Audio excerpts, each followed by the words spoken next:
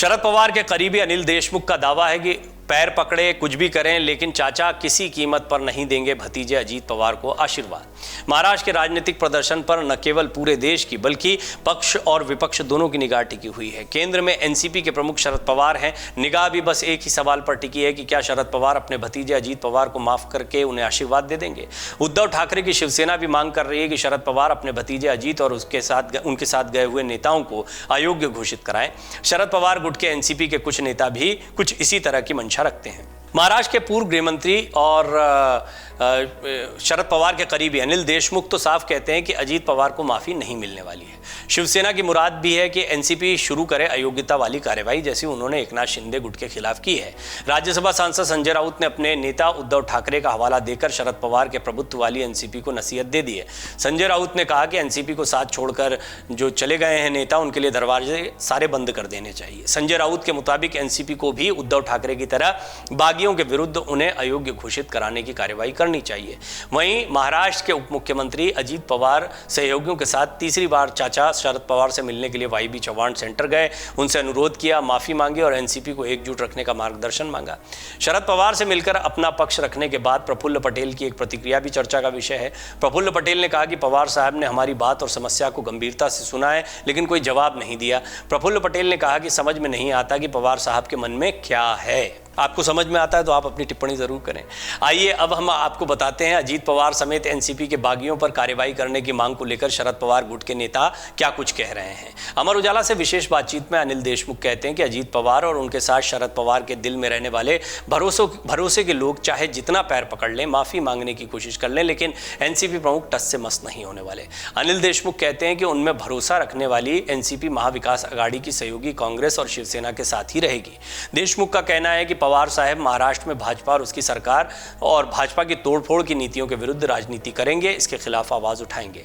देशमुख ये भी कहते हैं कि वो कोई आज से शरद पवार को नहीं जानते, उन्हें पता है कि वो अपने भतीजे अजीत पवार को कितना स्नेह करते हैं। प्रफुल्ल पटेल, छगन भुजबल, दिलीप वलसे पाटिल, तटकरे सब उनके कितने करीब थे, लेकिन इन सभी लोगों ने पवार साहब की सोच, इच्छा, विचारधारा, राजनीतिक प्रतिबद्धता के विपरीत जाने का काम किया है। एनसीपी के बागियों ने शरद पवार के दिल को ठेस पहुंचाई है।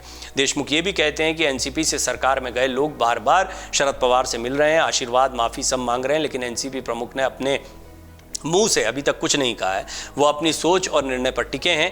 पूर्व मंत्री के मुताबिक ये 2023 है, 2019 नहीं है। अगले साल 2024 में चुनाव हैं। शरद पवार महाराष्ट्र में निकले तो जनता ने उन्हें अभूतपूर्व समर्थन दिया है और सभी को पता है कि बिना शरद पवार के एनसीपी को छोड़कर जाने वालों की चुनाव में क्या स्थिति रहने वाली। ये बात सही है और आप भी इस बात को मानेंगे, लेकिन अपनी टिप्पणी जरूर करें कि आपको लगता है बिना शरद पवार के एनसीपी को या अजीत पवार को कोई वोट मिल पाएंगे आगामी चुनाव में, अगर वो 14 सीटें ले भी लेते हैं इस गठबंधन में। हालांकि ये बहुत डाइसी है, इसको इतनी जल्दी इस पर कोई फैसला नहीं हो सकता। अभी तो अजीत पवार आए ही हैं, उनकी स्थिति क्या रहती यही स्पष्ट नहीं हो पा रहा है।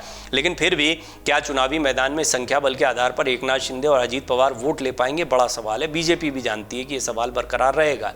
आइए हम आपको बताते हैं क्यों एनसीपी, उद्धव की शिवसेना और कांग्रेस के नेताओं को शरद पवार में भरोसा है। कांग्रेस के नेता और महाराष्ट्र के पूर्व मुख्यमंत्री ने कहा कि शरद पवार से जुड़ी किसी भी राजनीतिक घटना में जल्दबाजी नहीं करनी चाहिए। हमें भी पता है कि अजीत पवार के दूसरी बार भाजपा के साथ हाथ मिलाने से पवार साहब की राजनीतिक साख को झटका लगेगा।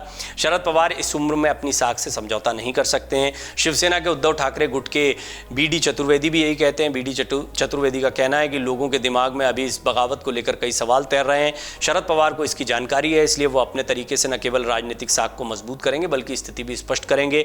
एनसीपी नेता अनिल देशमुख का संकेत भी इसी तरफ है। देशमुख कहते हैं कि अजीत पवार, प्रफुल्ल पटेल, छगन भुजबल, दिलीप वलसे पाटिल जैसे नेताओं को सोचना चाहिए था कि आखिर वो ये क्या कर रहे हैं। आइए हम आपको बताते हैं शरद गुट के नेता ऐसा क्यों कह रहे हैं कि अगर न संभले अजीत पवार तो एकनाथ शिंदे से बुरा होगा उनका हश्र। एनसीपी के शरद पवार के वफादार नेताओं का कहना है कि मुख्यमंत्री शिंदे को अब महाराष्ट्र में अपनी राजनीतिक हैसियत का आभास है। सूत्र कहते हैं कि अजीत पवार के साथ गए नेता नहीं संभले तो उनकी स्थिति एकनाथ शिंदे से भी खराब होने वाली है। अनिल देशमुख का कहना है कि अजीत पवार को सारी सच्चाई पता है। वो शरद पवार की छाया में कई दशक की राजनीति कर चुके हैं। उन्हें महाराष्ट्र में भाजपा की जमीन और शरद पवार का असर भी मालूम है। पवार साहब महाराष्ट्र में घूम रहे हैं तो जनता इसे उनके साथ हुए बड़े धोखे के रूप में ले रही है।